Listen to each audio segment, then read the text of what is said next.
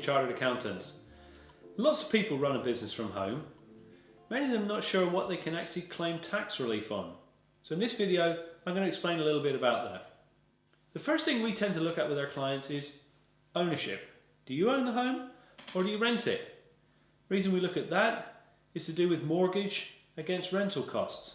If you own your home, we're probably not going to even think about anything to do with mortgage interest in terms of claiming tax relief on it. We're also probably not going to look at anything on improvements you make to your house, even though those improvements might be to facilitate the business.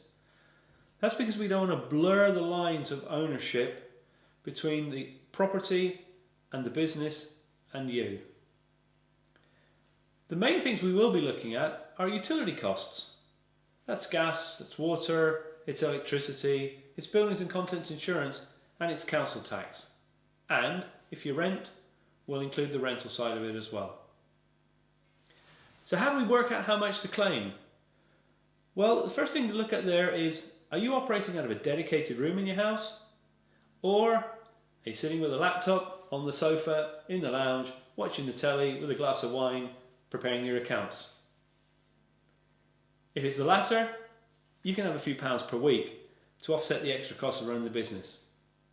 But if you have a dedicated room, then we want to know about the structure of the house. How many rooms do you have? How many of them are bedrooms and reception rooms compared to kitchens, bathrooms and toilets?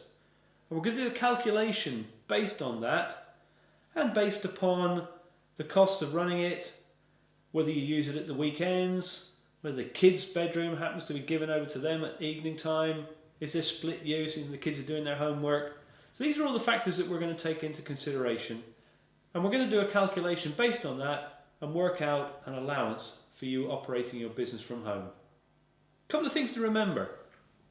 You've got to let your insurer know, because you may not be covered under your existing insurance policy for running a business from home.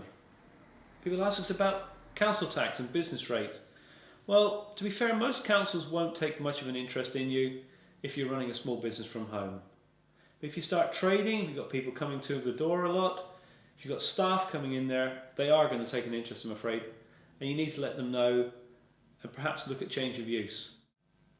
And one other thing, if you run a limited company from home and it happens to be your registered office, then you need to put a sign up to say so. So you might want to think about letting your accountant deal with that for you. In the next video, we're talking about one of the other things we get asked a lot: company cars.